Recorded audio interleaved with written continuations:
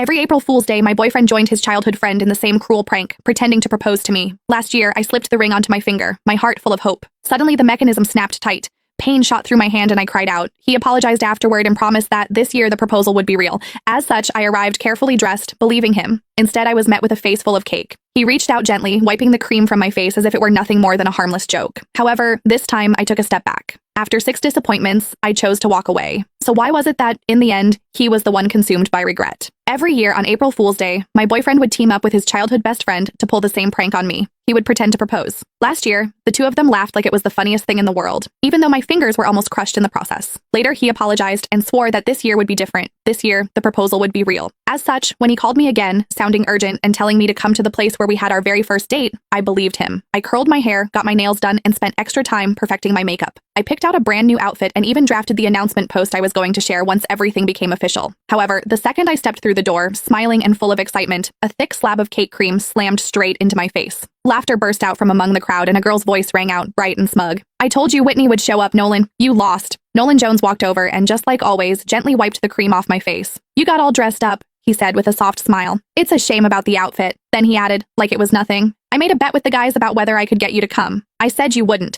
If I won, I'd propose tomorrow. If I lost, I'd propose next year." He looked at me, still smiling. "Sorry, since you showed up, I guess we're not getting married this year after all." I stared at him quietly. "So, you do know what tomorrow is?" He let out a careless laugh. "Of course I do. It's our 6-year anniversary. How could I forget?" The cream clung to my face, sticky and cold. At that moment, something inside me went completely numb. Our anniversary did not even take precedence over a prank, just like I could never beat her. I slipped off the plain couple's ring I had worn for 6 years. "Then let's break up." The sharp, clear sound of the ring hitting the floor cut through the room, and everything went silent. Nolan frowned a little. "Don't make a big deal out of this. It's just some cream. I'll wash it off for you later. You know Sylvia used to go way harder than this. She's already holding back." He glanced at the others. "It wasn't easy getting you here. Don't make it look like I can't even have fun just because I'm in a relationship." Sylvia Lowell made a face, looking upset. "Whitney, it's just a joke. If you don't like it, we'll stop, okay? Why are you talking about breaking up over something like this?" "See, I told you Whitney can't take a joke," someone else said. "You insisted on calling her, now look at what's happened." Sylvia huffed and sat on the couch. The mood shifted instantly. The way everyone looked at me turned cold. She was the only girl in their group, the one everyone spoiled. As long as she was unhappy, everyone would rush to comfort her, Nolan included. The first time I met her, she organized a game of truth or dare. When other people got dared, it was just something a little embarrassing. However, when it was my turn, they asked me to do something way out of line in front of everyone. All I said was that it was too much and I did not like it. Sylvia's eyes immediately turned red and she ran out of the room. Everyone ran after her, Nolan too.